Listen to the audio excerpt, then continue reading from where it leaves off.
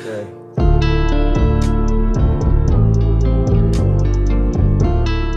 Hello. Welcome to the Doer and the Thinker podcast. I am Jonathan Serrano, your half host. Half host. And I'm Xander Gray, your half host. You can be a full host. No, half host is fine. Half host. So we are doing a second attempt at this quarantine podcast business. And I feel like this is a little bit better. We're doing it for you because, we got to make that money. Hold on a second. We're not getting paid for this. Hey, it's okay. We're getting paid in love.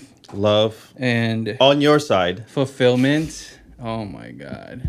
Listen, everybody out there in the internet world, can we please have Xander understand that this is a Doer and the Thinker podcast, not a Thinker podcast. So therefore we are both being supported.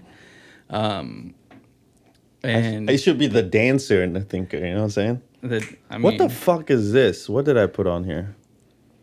Just kidding. Okay, so how are you doing? I'm doing pretty well. You know what I just discovered about myself? Is I've really been into Ariana Grande's new album, and I can dance, dude. The first two songs on this album are fucking magic. Okay, do your dance move right now. Let me see. Dude, yeah. I got so much equipment around me, it's not even funny. That's not how it goes. No, it's about dancing, so just dance. No. It's not about dancing, dude. It's about the music moving my ass. That's what it is. Okay, so that's not dancing. No, that's dancing. That's just music moving your ass. Yeah, that's called dancing. But what I'm saying is, I think I've discovered a new side of myself, with this whole quarantine thing. But it's just to those two songs. Other than that, I can't fucking dance, man. So why'd you say you can dance? I can two-step. It's just those songs that make you feel that way. They make me fucking Usher, dude. No, you're not Usher, though. You watch I can glide on the water. Okay. Okay, you guys, since we're going to put this out, we're going to do a poll. If you want to see Jonathan dancing, and then I'll fucking make a music video, just him dancing, and I'll just be in the background. Doing runs. I mean, we can do that.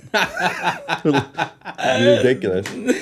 Oh, that'd be fucking amazing. You have to do runs you have to do one run. You have to do one run the whole song. Oh, that's easy. That's just editing, if anything. So, we're gonna check in with a segment at the end because we have a couple of questions, which is kind of cool. So we're just gonna pick one and then we'll move on to the next one. If we have time, right? Yeah, if we have time. What I kind of want to talk about is question-wise, I suppose, is I don't want to ask what is the meaning of life and all that. I want to ask, we all know we're in this world, we're alive, we're all connected, right? In a sense. So my question would be what's the point of almost living, because we know we're gonna live and die, and then we don't know what's gonna happen after we die. I mean, if you're religious, depending on what your religious sect is, you're gonna believe in something. So the question would be how do you find fulfillment and joy and all this when you know the minute you were born you're dying? Oh, we're going into the segment now? No. I don't. That's a different thing. I just figured that's what we've always really talked about in this podcast is that sorry, my audio's a little loud. That we always talk about, finding fulfillment in things, finding stuff that we should be doing in life. But recently, I just been kind of in my head, just kind of thinking about life itself. It's so temporary, and that what I want to do is escape the loop, because I believe in karma and reincarnation, not so much, but I've been into Buddhism lately and existentialism, and I've been reading a lot about it, and I just feel very, very connected to it because I remember younger, I just have I've always had those thoughts, and I didn't want to put it into words or categories just because it's too concrete, right? I think it's almost easier to just talk about it and then just kind of talk to other people about it without putting a label on it. And that's what I didn't want, was putting a label, which I just did. But my goal is to escape that loop where, you fulfill your life to the fullest, and then when you die, you die. When you die, you're done, and then you're not doing it all over again. At least that's the belief in reincarnation and stuff like that. So you have to kind of put in that cup full of karma coins, and by karma, it has to be, and then it comes back to us talking about intention. That it's not about doing the things, it's the intent behind doing everything. Because if you're doing something good, but then the intent behind it is to make money, or the intent behind it is like, I'm going to benefit from this, then you're not going to get that karma coin. You know what I mean? So, well, I kind of think that karma is bullshit. That's my honest opinion. And I don't think that the idea of karma, the true idea of karma, is different. But I think that the way that people generically speak about and act when it comes to karma, I think it's bullshit. I think people have a different idea on what karma actually is what it is. Right. Well, it's and again, I'm interrupting you, but I think it sounds like most people think, oh, it's good karma, it's good. They're not, like, it has to be. Not even putting karma behind anything you do. It's just being a good person, a decent human being. Right. And I think that's what it is. I think they just, when you put a label onto something, it becomes something else, right? I think it's about what you firmly believe in. If the word that you use is karma, sure. But if the other words that people use is just being a good, decent fucking human being, then I think there's a difference. But yeah, proceed. Sorry. I think that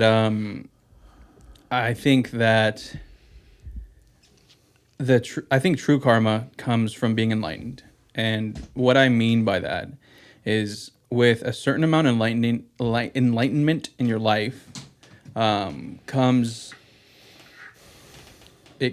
this this idea, right, that you. Let me gather my thoughts. So, fulfillment, right?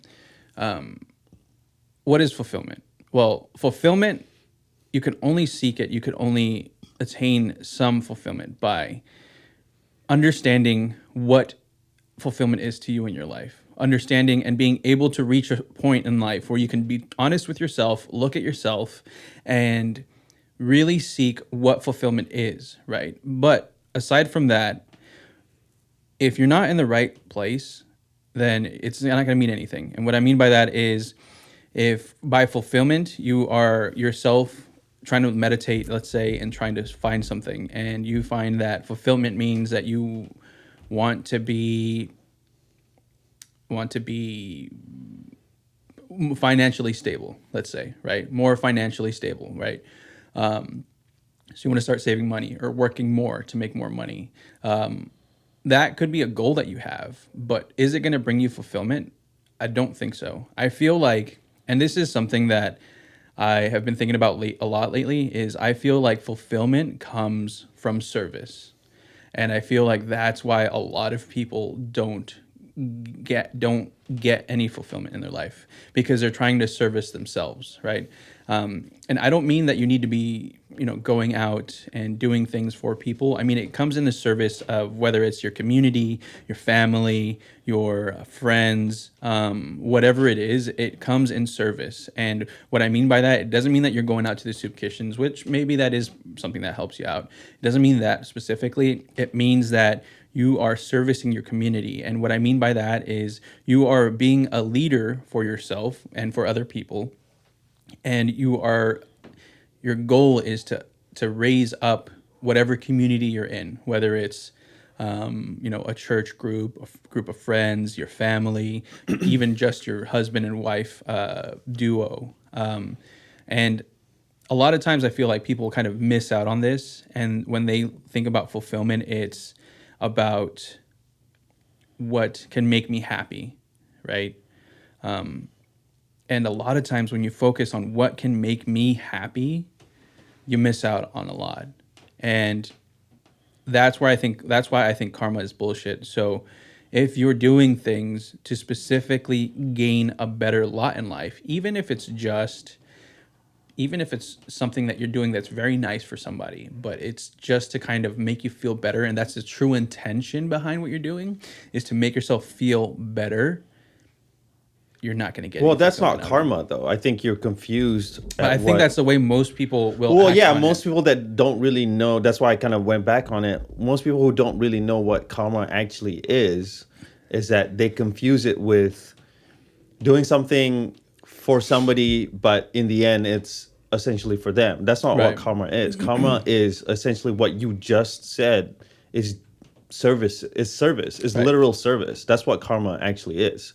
Is and that's also like essentially what kind of what Buddhism is that everybody's connected because we're all kind of stardust. Like you can't say that's the mistake of just human life, is like thinking that you're special, right? You're anything that you do selfishly, that's a cause, also another cause of suffering. What they're talking about is that we're all kind of connected in a sense where if your mom didn't exist, then you're not Jonathan.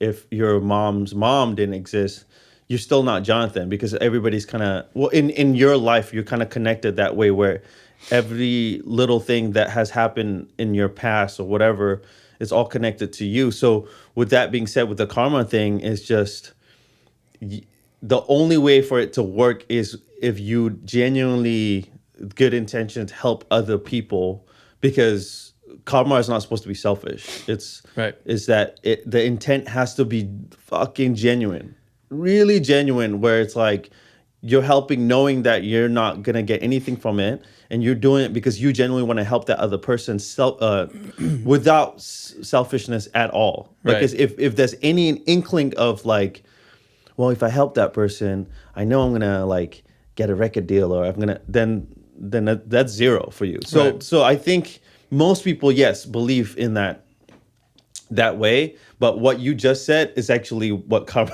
actually is Right. being in service of a family, and like Some type of community. some type of community, like where you put others before you, and that anything that you want to do, you can't really do it yourself. You can better yourself like that. I think that's good too. That's great. I mean, that's what we're all kind of try to work on, is bettering ourselves, and hopefully that when we're in a good place, we're able to help other people.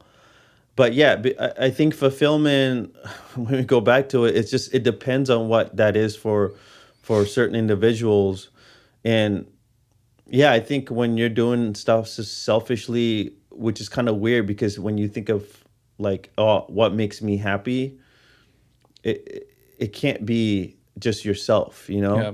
It oddly enough, it just can't be. It just can't be. Like, and I struggle with that. Like meaning a lot of stuff, like we've talked about this so many fucking times, and I'm just repeating myself here, but where I've done so many things with other people and I get disappointed, I get my expectations are so high or whatever, and that's on me. But and then I start doing stuff on my own, but you can only get so far, you know. It's just you have to trust others, you have to work with other people. Anything that you do in life, it's just you can't do it yourself as much as you want to, you know. I think the struggle that a lot of people face is that they kind of misrepresent what fulfillment is, number one, and number two is a lot of times like when you kind of try to make a change, it's almost like, I don't know if when you were a kid, Christmas was coming around, at least in my house, Christmas was coming around, and they always said, oh, you know, Santa's gonna come if you're not a good boy or whatever. And then I'd be good for like what I would think would be good for like 2 weeks, you know, and then Right. And then it's just like this like pretend goodness, right? Right. And I feel like a lot of people kind of identify maybe bad traits in themselves, and then they say, okay, well, I want to change. And instead of making a real change to the way that they're thinking, the way that they react to things, they kind of just try to do, they try to do better things, right? Like, so they try to maybe not cuss as much, or try to not be so judgmental or whatever. But the thing is, judgment isn't the disease, right? Judgment is the symptom. So you are judging somebody, and this is just an example, but you are judging somebody because there's insecurities in you, or because you're insecure about something, or because you are attacking someone based off of something that you really, really, really don't know. So it's tough because it's hard to get past that ego, where instead of focusing on yourself, you're focusing on the world around you and improving it. And then you start to really feel some solid strains of happiness, you know? Yeah, I mean, for me, it was just something where I had to completely remove my ego from myself to really say, you know what, I'm not concerned about money the way that I thought I was. I thought fulfillment for me and success for me was to get a great job, make a lot of money, and be able to buy whatever I wanted.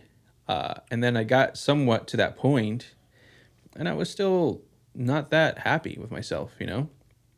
But Well, yeah, because it's almost like it was just a Band-Aid. exactly, and Like, it's like just, oh, if I'm better, but it still hurts, yeah. you know? And it wasn't like, man, we were having such a good life. We were happy, living in a great place, and I had a great job. I was entertained at work, had great bosses and stuff like that. But there was just something that really hurt inside me, and I couldn't figure out what it was, until I started to kind of, I had a boss back there in California. His name is Cornell. And me and him, we walk very parallel lines, I feel.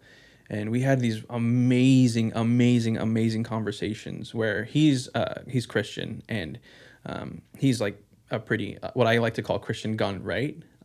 So like the values and stuff like that, but not really so much of like the religious, like, I don't know, like judgment and like, like that kind of stuff.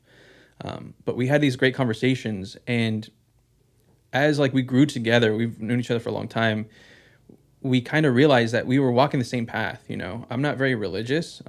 I say I'm spiritual, but we were seeing that happiness and fulfillment was not based off of things that we were achieving. It was more based off of how we were serving the people that we worked with, the people at our home, And when we had those kind of conversations, I mean, that me and that guy can sit down and just talk for hours, And it was just something that's like, we were meant to like come together and have these great conversations, because it's just like situationally things happen, and we just found time to talk.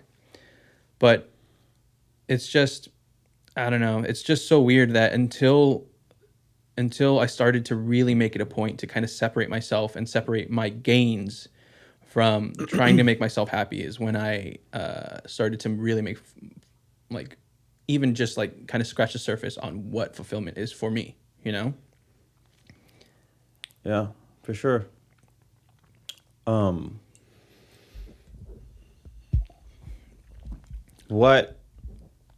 How do you get there? Like, in your opinion, like, because most people it's very hard to like let go of that ego, Yeah. It's very hard to, like, because maybe that's all they know is like, if I make myself happy, or if I just do what I want, then I'll be okay.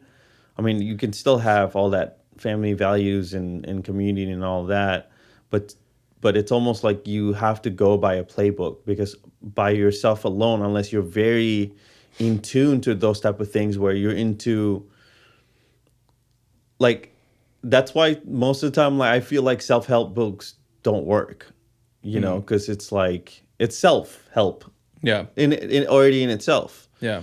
And which is good. I mean, you want to be aware of your what drives you insane or happy or angry or whatever. I mean, you should be aware of all that. And I think nobody is perfect, and we can strive for perfection, but perfection doesn't exist, at least in my opinion.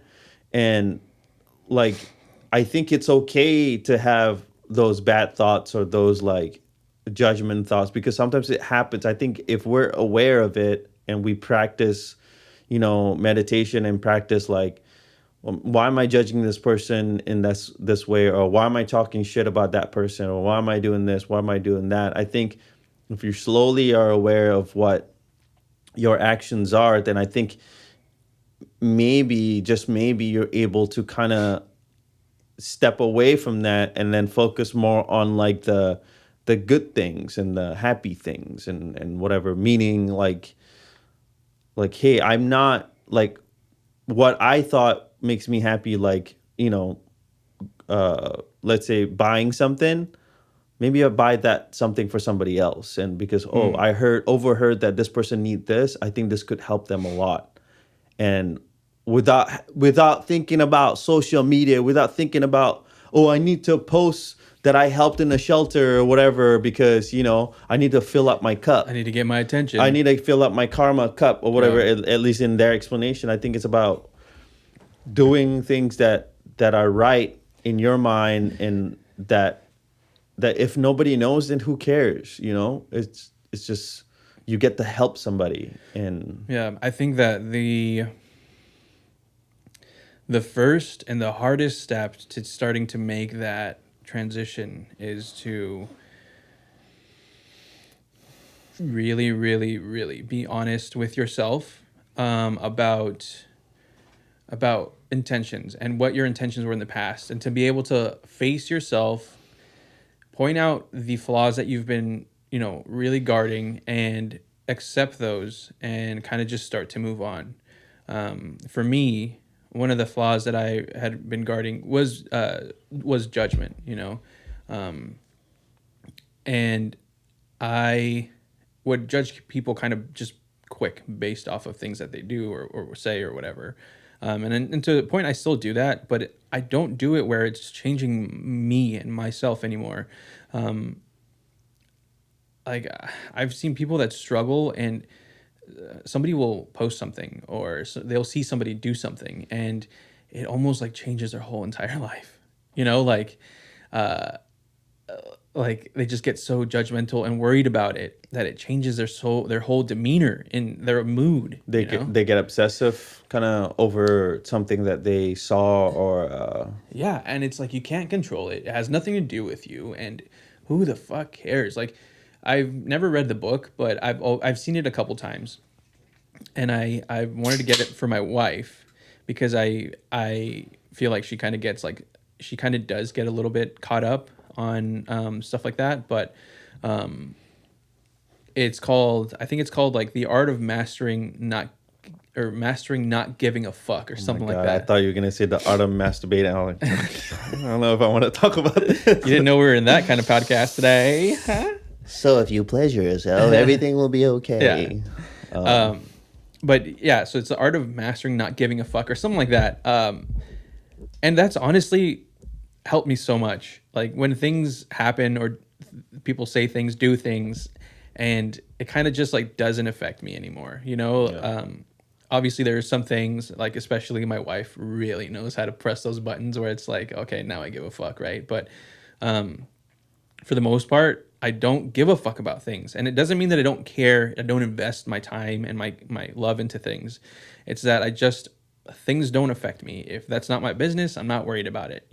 If you ask me for help, I'll be there. I'm going to help you out. I will, try to, help you in that situation, but that's it. And that's helped me so much with what I've guarded, but it's hard to get to that point. And it's not until you really like look at yourself, tell yourself what you've been guarding from yourself, that you don't want to admit to yourself that's wrong, or that you don't like.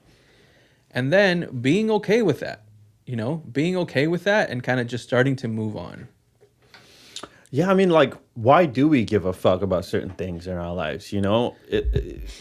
When we know like why, like we ask ourselves why we give a fuck, and or why we're so concerned with other people's lives, or why are they doing that, why are they doing this. I think it's everything's controlled by you, you know, like it's just how it's almost like not asking yourself why. Maybe it's like kind of giving yourself, okay, I'm pissed or I'm judging this person because blah blah blah blah blah. Okay, like because he or she has it good and I don't understand that. Okay, if you think that, then you have to kind of ask yourself again, like, why do you think that? Oh, because like if I were in that position, like I wouldn't have done that. Like, yeah, but you're not in their position. Like it's Right. almost like you have to kind of talk to yourself to the point where it's like, bro, like you are in no control over what they do, what they want to do. It's just everything in their life worked out the way that it did, and that the only thing that you're able to do is just kind of focus on your like yourself and yours almost, right? Right. I mean, if it affects you like home life or whatever, then there are definitely steps that you should do and take to kind of like fix it, or when you're in complete control of it. But when you're not, I think it's easier to kind of let go when you really really know it's not like affecting you, you know, you're just Yeah, annoyed absolutely. or whatever, When you you know. start to let things roll off of you, it kind of Yeah. it doesn't affect your mood. You know, when it doesn't affect your mood, it's not going to affect the people around you. When it doesn't affect the people around you, people are going to be more open and willing to give you their love, their time. Yeah. When that happens, then maybe you'll find more fulfillment in the people around you. You know.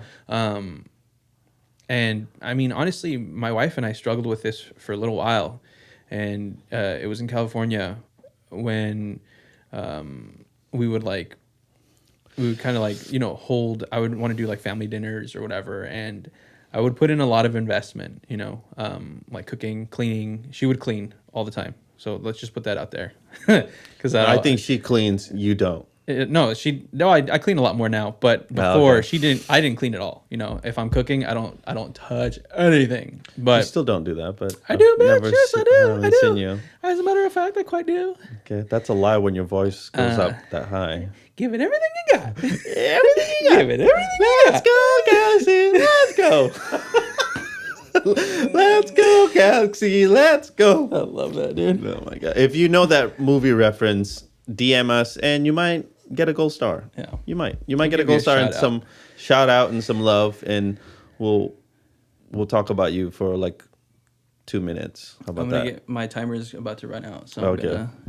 Should we just do it now? Yeah, or we'll like do it together. Okay, ready? Yeah. Meow, meow, I meow, didn't do it yet. meow. There we That's go. why you suck. Meow. Yeah. So Jesus Christ, 29 minutes already. yeah, the wife and I, we really struggled with stuff like that, and I was kind of going through that whole letting it go thing, and she just wasn't, you know. So Well, she's kind of like she's just firewood to the fuel to the fire, so she's just wood to the fire. So she's like, no, she is the fire. Dude. She's the wood and the fire, and you know, I was in a place where I was ready to just spend quality time with my people, my family, my best friends, and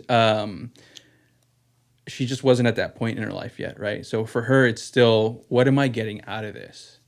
yeah, And in turn, she wasn't getting anything out of this because she was completely missing. And this is where people get caught up. You're completely missing the actual things that are happening, the good experiences, the quality time. You by putting that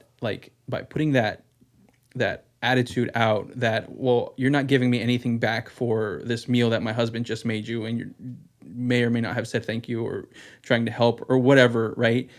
These thoughts, I'm kind of speaking for her, but like we've kind of had conversations about what she felt. which is completely understandable though, because for one, not like again, for one, like it's hard to kind of let go of things. It's very Right. hard. It's Right. it's a practice until you get to the point where it's just like, oh, that at that point is very hard to get. Right. So and then with the whole like, of course, she loves you with all her heart. So like seeing people take advantage of you, that's also hard too, right? But that's So just it, though. It's not taking advantage, right? Because me as a person, I'm an adult. I put myself in a situation. I knew exactly what I was doing. I knew that I was going to cook, pay, do all these things, right? I have zero qualms about that. I want to make this food for my family because I love my family and I want to spend that good, solid time. And the payoff for me is that's it. It's the quality time, right? That's the payoff for me. That's what I get out of it. And for her, it's a different frame of mind, right? The payoff should be a payoff still, an actual payoff. Like, do you want help? Do you need to help clean? Do you want me to help, bring whatever?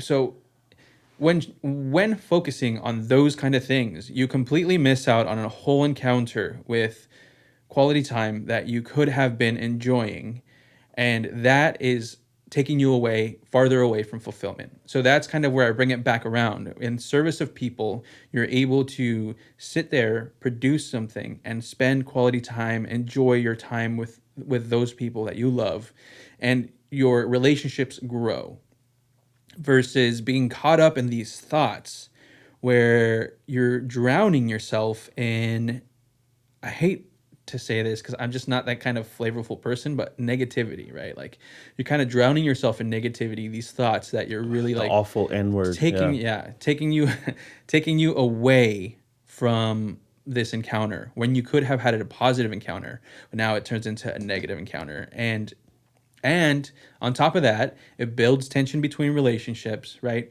It builds tension between family members or friends, whatever. They're all the same to me. And continuing on with more encounters will be harder and harder because you get to the point of resentment. Everybody's feeling it. And whether or not you think that you're perceptive or you think that you're being sneaky or sly, listen, you're not fucking sly and you're not sneaky. And I'm not talking about my wife. I'm saying in general. If you think that having this attitude or having some type of these thoughts in your mind that people aren't feeling it, people are fucking feeling it. And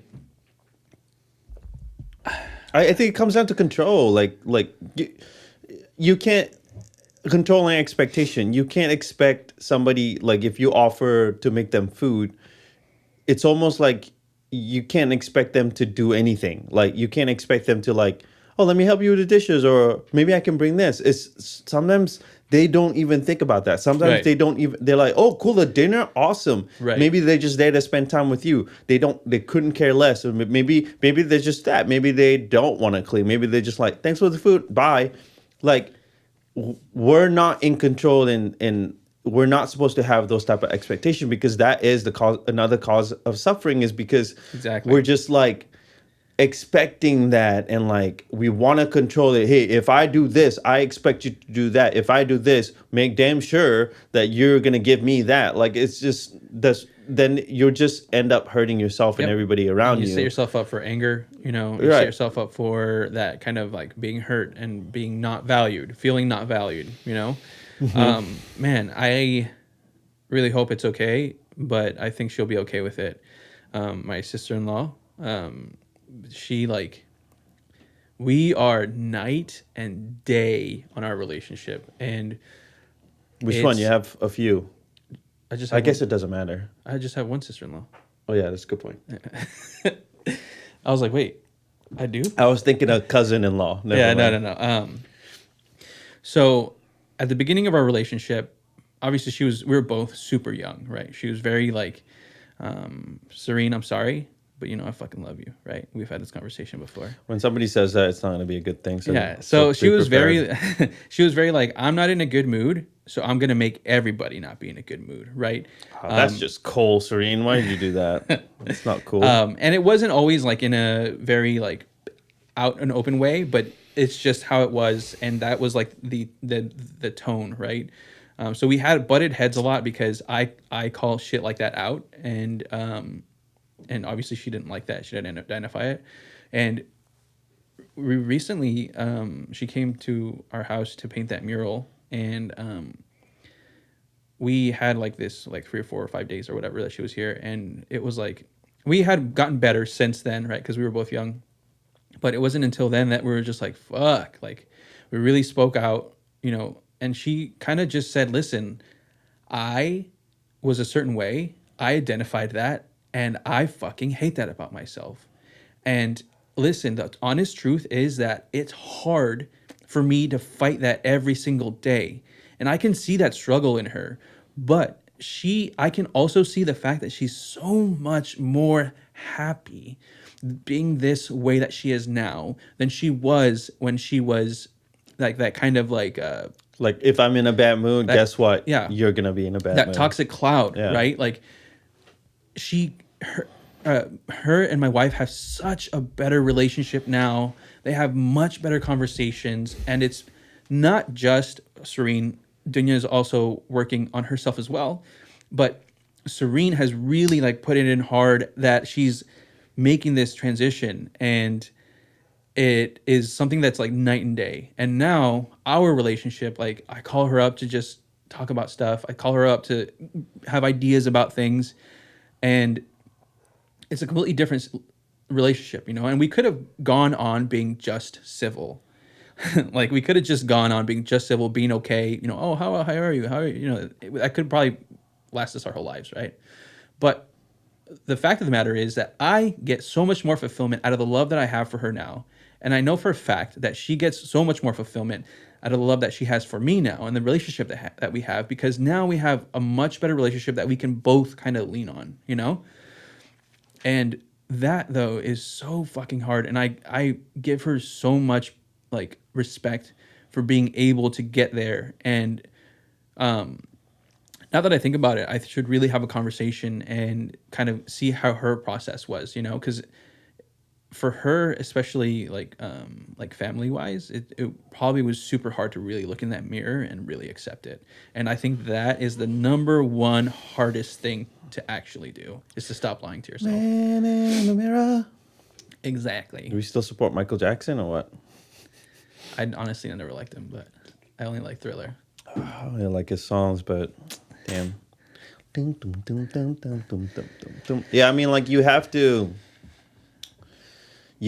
be ready to kind of own up, take accountability, and just kind of understand that, oh wow, I'm affecting people that way. Oh wow, that what I'm doing or how I'm acting is toxic. For most people, sometimes they don't know that they're doing that. Sometimes it's almost like it's so natural to them. It's so ingrained in them that, you give her the gift of wisdom. You kind of like, hey, why are you doing? I'm assuming you're not yelling at her. I'm assuming you're actually having a conversation. You call her out, but we need people like that in our lives sometimes to like, hey, you're doing this and you're affecting everybody around you, and they don't want to deal with it. But I'm telling you because your family or I respect you, I love you, but this is not healthy. I just want you to know. And then what they take from that information, unfortunately or fortunately, is completely up to them, right? If they are willing to move ahead and like, you know what? Yeah, I've been doing that. I should seek help, or what should I do, or what can I do to be better, or whatever. Right. And it comes down to that. If they're not willing to do that, then you, as the person on the other side, that's really nothing much you can do, is to just live your life and do what you can to help and support as much as you can. And sometimes they have to get there on their own, at least the conversation has been had, and that you've done all that you can do. And so I think that's okay too, Well, but here's the flip side of that though, is that especially before, when we were younger, I was not that, I wasn't what I am now. I wasn't calling her out in a loving, intent, full of, love way. I was being an asshole, Yeah. And I was right, but I was still being an asshole, and that wasn't productive for her, obviously, and it wasn't productive for me because it didn't improve our relationship. But at the time, I didn't care about improving our relationship, right? Because I just wasn't in that. I wasn't there in my life, and I wasn't there, with that relationship at the time. But now it's like, fuck, like we could have had so many more years if I would have just taken the time. And the honest truth is, like, who knows? Even if I had taken the time and if I was me now, talking to her in the past, would she be able to accept and move on? Who knows? We don't know, right? It's just all about what state of mind you're in when you're kind of getting these checks, I guess. Yeah, I mean, but you recognize it now, and so sometimes it was taking you, because we're all not born perfect, you know. We're all not born like to have that insight. Stuff in our lives kind of have to happen for us to get there, and Yes, and you know, you can be aware, but it takes time, man. It takes time to be all of that. You know, it takes time to be better, and for some, they don't get better. Right. But I think the attempt to actually wanting to get better is good. You know, I think the intention behind everything that you do, hopefully it's good.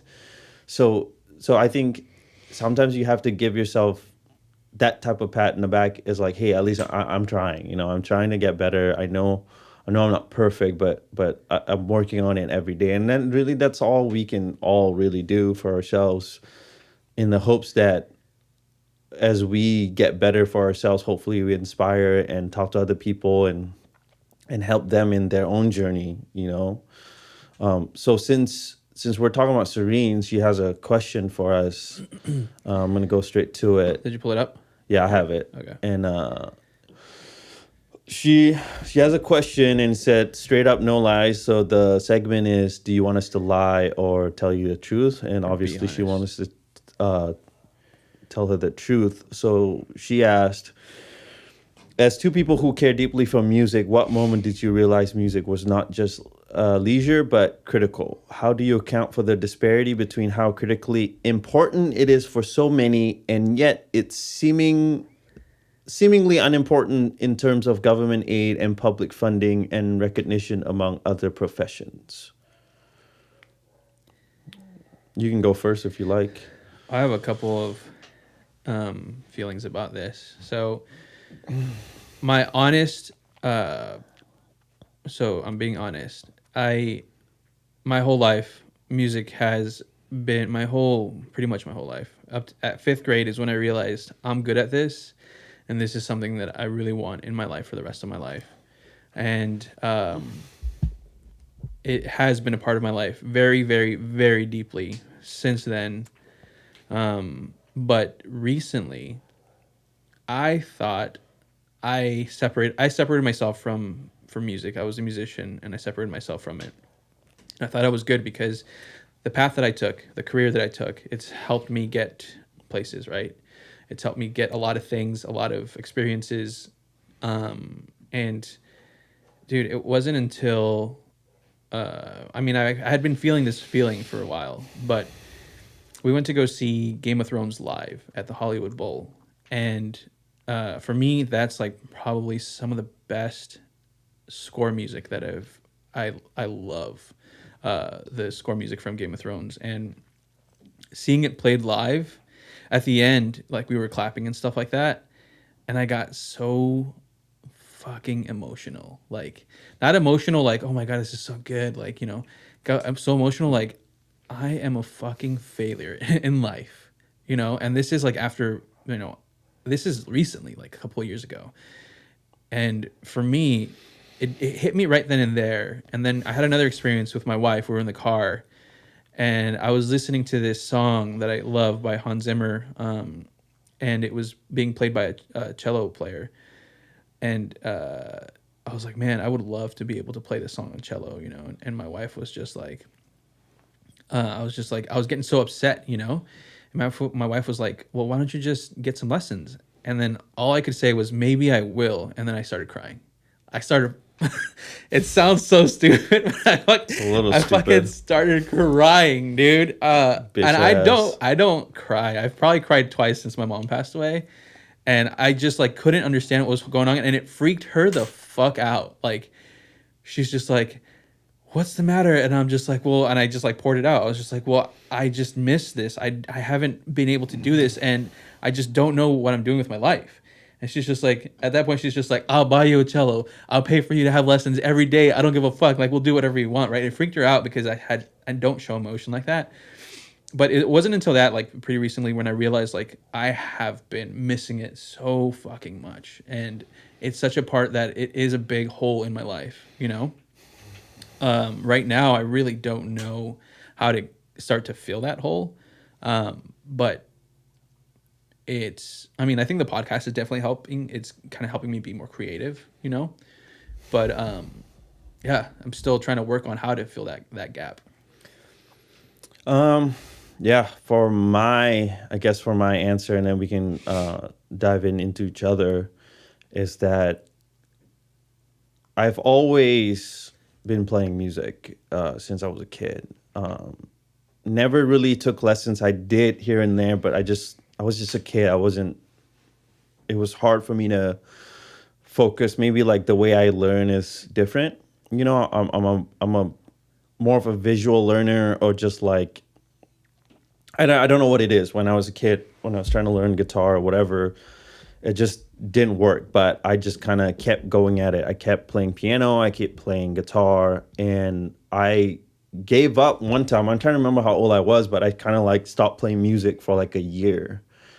And because I don't know why I did, I think either I didn't get to a point where I want to, or that I just kind of wasn't good or whatever. I had no mentors or whatever. I didn't have anybody telling me like, oh, you need to practice every day to get better, you know? So it's more like I was playing for a while and it was just like, why am I not getting better? Or why do I still suck? It was just me in my own head telling me like, you should stop. Like, you know what I mean? So I kind of just stopped for like a year, and then like I just wasn't happy at all. Like I was like, oh, I miss it. And then when I picked my guitar back up again, like I felt a rush of like, this is what you're supposed to be doing, you know, or whatever. So, you know, just kind of work on it and just kind of keep playing over and over again. I think when I knew it was a part of my life is when that's all I could see, and I still do. You know, I'm like in my 30s, you know, I should probably stop playing, but I do it because the absolutely love for it. And then yeah, there's no such thing as recognition. There's no such thing as validation, because when you do it that way, and I've experienced this, you're not going to, for one, you're not going to win, and for two, it's just you're going to end up killing yourself over it. Because then the music that you put out, or the whatever, you're doing it for validation. You're doing it for like expectation, and that's when you're gonna lose. Like, right. It's a matter of just doing it because you absolutely love it, creating for the sake of creating, and that whatever you get from that, it should be yours. And also music in general, it's a very unselfish thing too. Like, you do it because you love it for one, but also you want to share it with your friends or share it with family. Not hoping for if they like it or not. You want to share it because you hope that they hear it and they're like, oh, okay, cool. But it doesn't matter because you just want to share it. You just want to kind of put it out there. And I guess her question was what the disparity between how critically important it is for so many and yet seemingly unimportant in terms of government aid and public funding, and because the percentage of people that are super duper successful in music is very small, for one, and also they don't understand the service that the music have done for people, because Right. because we see so much of the small percentage of success of like cars, money, and whatever, so they don't put into account the other side of the good that music has done for a lot of people, you know, because it's not cool, it's not popular. So why would government give us money for that? Why would they even care about doing any of that shit? I mean, I'm a big, I don't want to get political, but I'm a big fan of like the least amount of government that we can have, right? I absolutely hate that public schools are getting funding taken away from them. But at the same time, the reason that public schools are getting funding taken away from them to programs like music are because they aren't a priority to the people, right?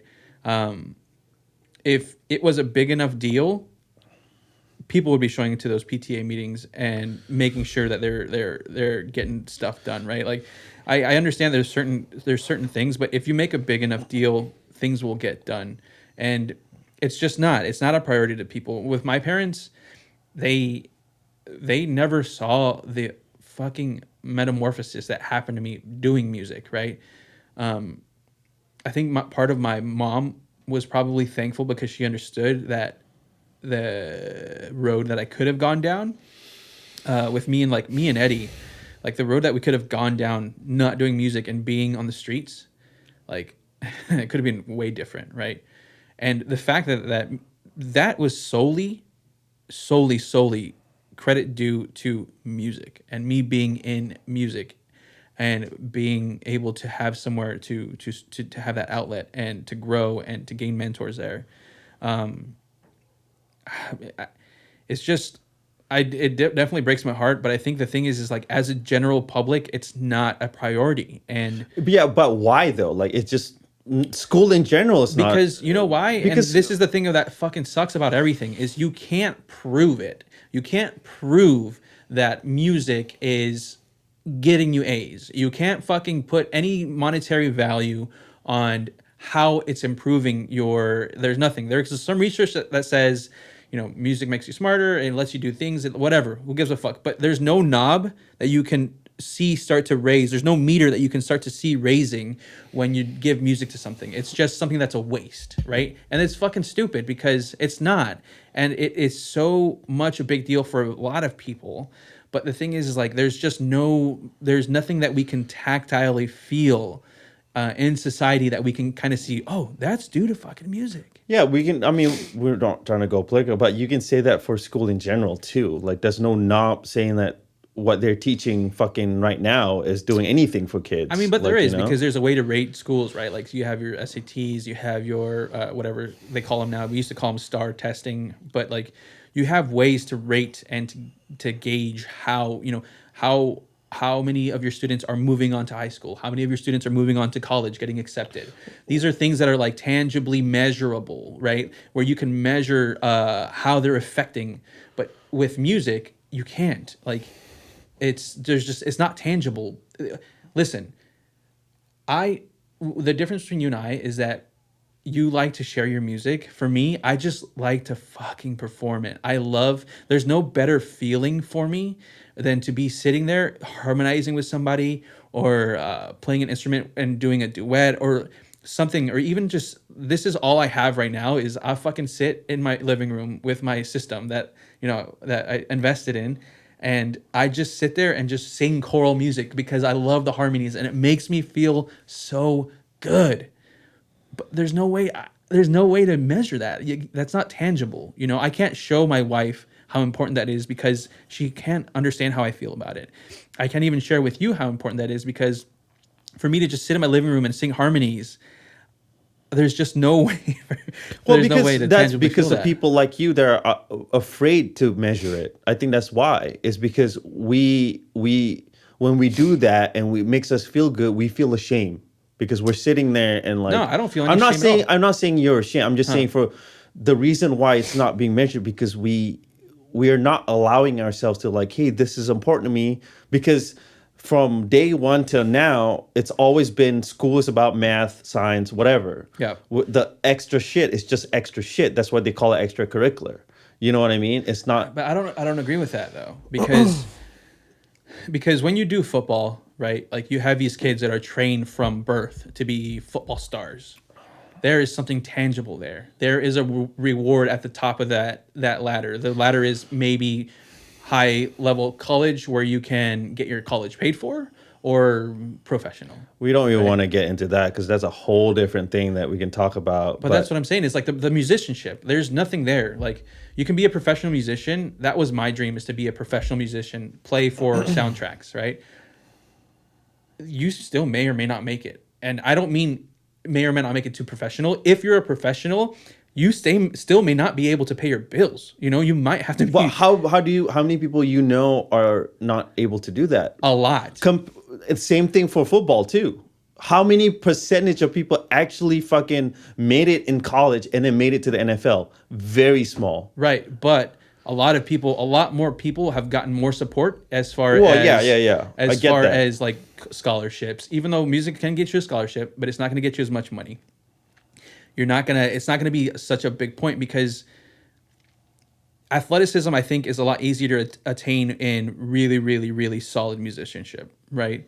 It's like a smaller, for me, and obviously I'm a little biased, my fat ass, right? But I think that it's a lot harder to be a really, really, really good musician. And I mean musician, like knowing how to read music, knowing how to sight read, how to make music, versus being athletic. And it takes a lot to be athletic. It takes a lot of discipline. I'm not arguing that at all. But what I am saying is that it's more accessible, right? Where music, as a young person, you have to study so much to be good at it. You have to study chord progressions. You have to study, like your instrument and your tonality. You have to study the way that your fucking body moves to it. That's the same for athlete too. Like you can be good at working out. There's a difference, but to play a certain sport, like you have to have that it too. So yeah, I mean, we can sit here and argue back and forth for sure, 100%, but because we don't really see it, we're not talking to actual professional athlete, actual professional musician. Yeah. I see myself a professional musician, but I don't make money doing it. Right. So I can't really say I'm a professional musician. I just been doing it for we got 40 seconds. For so long. Oh my God. Okay, we should end it. Oh, no, hold on, because I got more to say. Well, my camera is dying, and we're gonna go past. My camera is dying too. We're gonna go past, so we gotta finish it. All right, final thoughts. I disagree with everything you said. So I actually agree with you, right? But the point I'm trying to make is, how many famous people do you know that are athletes? 1 million, right? No. It's What do you not, mean? though. You can walk into any room and tell them to say, name me 10 famous athletes. They will be able to do it. Yeah, but not 1 million. But I don't mean literally 1 million. Well, you say 1 million, motherfucker. But if you walk into a room and say, name me 10 famous composers, that's a lot less people that will be able to, name me 10 famous, pieces of music. I think it just depends on what circle you're in. If you're in the sports circle, of course, you can name a bunch of fuck ton of sports guys. I hate sports, and I can name you 10 athletes right now. Yeah, I know. It just depends. Okay, name me 10. You got Michael Jordan. Just basketball. You have... No, that's not fair. Well, there you go. Okay, you got Michael Jordan, you got Kobe, you got Dead. Shaq, you got Dwayne Wade. That doesn't play basketball anymore. So what? They're still famous, right? Bach doesn't fucking make music anymore, but he's still famous. Okay, go on. What did I say? Dwayne Wade? Uh-huh. You got Larry Bird. You got Muggsy Brown. Oh my God. Yeah, that's right, bitch. This is all that's old right. people. It doesn't matter. It doesn't matter. What are they doing now? Dwayne, I don't fucking know. Exactly. They're probably living it up. Except you know what Shaq's doing? Literally anything the fuck that he wants. Which is a very small percentage of success, right? And a lot of professional musicians that you don't know, they're still working out there making money. Like they're living their lives. So yeah, it's but that's even a small. I know, but percentage. you're using fame and money to measure the worth. I'm not of what using they do. that. I'm saying that the general public is using that. Oh, of course, yeah, general public. That's what I'm saying. That's why there is not a priority to music. Because it's not something that's tangible that we can measure, that is an attainable goal that people want to strive towards. It's something that's so personal to you as a person that it's hard to share that. And it's so subjective, right? So that's what I'm saying. When you're an athlete is an athlete. If you're good at football, you're fucking good at football. You're always going to be good at football. If you're a musician, you can be good at hip hop. You can be good at classical. And somebody's not going to fucking like you. Most people maybe will not like you. But if you're an athlete, you're good at football, everybody that's good at that loves football and is about football is going to fucking love you. So it's something to strive towards, where music is not necessarily something to strive towards. And that's why it's not a priority to society, in my opinion. I think that's fair.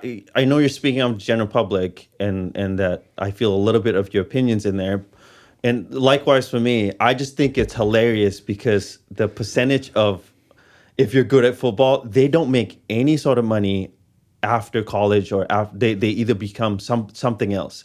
There's a very small percentage that actually go to NFL. Like, and even then you get hurt, you're done. You know what I mean? It's because of the general public, you're actually more successful in working your way around music than actually sports, because you have to be, not only have to work super duper hard. And again, I get my information from listening to podcasts and just talking to people. And likewise for you, we don't know the actual numbers, right? Right. This is just opinions. But the percentage is so small. Like, and also when they play college, they don't make any money from being an amazing football player. There's like, But they do get scholarships. yeah, but that's bullshit though. What are they gonna do with a scholarship? No. I agree. That is bullshit. But they do get scholarships, and they get. I guarantee you, they get a lot more scholarship than a musician would. Well, that's fine. But when they get hurt, what happens? Scholarship done. Yeah, but they still get the scholarships. That's No, they don't. They're done. No, but I'm saying, I'm not talking about that. I'm not talking about situationally. I'm speaking about generically speaking, the side of music and the prioritizing of it towards that versus anything else. I agree with you that sports is in the public eye is way more important. I agree with that, like for sure. My argument is that we hope that people see the music side or the art side in general, right? So it's almost like you have to be that outlier to make it in that, so you can prove people wrong or whatever. Right. But because the general public have like, oh, you're an athlete, so you're perfect, or you're an athlete, you're gonna be famous, but they don't see what happens if they don't make it. They don't see what happens to them, like, you become a coach, or okay, you know what I mean? So it's just kind of funny to me that they put that in such high regard, which I understand. I completely understand, because it's entertainment or whatever. You see it, you're more inclined to watch a sports game than somebody perform, depending on who you talk to, right? Yeah. It's just they don't understand what happens next, or they don't understand like how hard it is to be a professional athlete. You don't hear that. You don't hear, I'm a professional athlete. Like, I think that you hear that a lot more though. I think that you hear that a lot more than it would be like, I'm a musician, you know? Well, yeah, because we're not in that circle. We don't see it. And I'm a musician. You know? I'm a professional musician that can pay my fucking bills. That like, I'm not saying that there's musicians that don't make money. There is, but I think that even the least paid professional athlete is going to be making more money than probably a professional. And I think I'm okay with that. I'm okay with it not being like a anybody can do it thing, because I think you have to go through the strife to make what you love work for you, right? And I think with everything, you have to be tested, you know, to make sure that it's worth your while. Because because then when it's easy, that's not worth doing, you know, for most people at least, you know. But I do think that if we had more emphasis and more like give to something like that we'd probably be in a better. I think instead of giving without asking, I think it's more like, I forgot the word, but I think it's about having options. If you want to be a professional athlete, dope. I think having the option to like, hey, I want to be a professional musician. Okay, this is what you can do to get there. Yeah, you know what I mean. Yeah. I think it all comes down to options. Yeah, and I think that's the other thing too, is it's not so like publicized. Like, oh, you don't have to be a trumpet player. You can be a mixer. You know, right. You can be a technologist. You can be a number of other things. There's so many things. I mean, it took me. And that's not like really, but that's not really out there, right? Right. I mean, say like, oh, you can be a kinetic physical therapist, exactly, helping athletes, right? Exactly. But then that's everywhere. But as far as like musicians and their like job roles, because they see it as, oh, I play guitar, so I'm going to be a professional guitar player. Right. Instead of that's it. Yeah. Instead of, oh, I can actually mix music, or actually I can write music, or I can sell my samples, or I know I can run the casino and soundboard, or what. There's so many jobs that you can do that involves music, but it's not been talked about. I mean, granted, it took me forever to know that there's more to it than just being an artist. Yeah. There's so many things that you can do. Anyway, talking about Damn, not wanting Serene, to, you got us all fucked up. not going to go long. We went long, but anyway, you can find us at the Doer and the Thinker podcast on Instagram. Email us those questions I ran out of about. battery, you guys. Are you done? Yeah. Okay, you can. That would just be me. I'll be ending it then. So if you want to email us, like ask us a question about, do you want us to lie or tell you the truth? Email us at thedoerandthethinker@gmail.com. You can find the information everywhere. Anyway, I love you. We love you. Thank you for listening. I'm Xander Gray. Thanks for the questions, you guys. We appreciate it and the feedback. Have a good night. What's your name? My name's Jonathan. Okay. All right. Bye. Goodbye. Okay.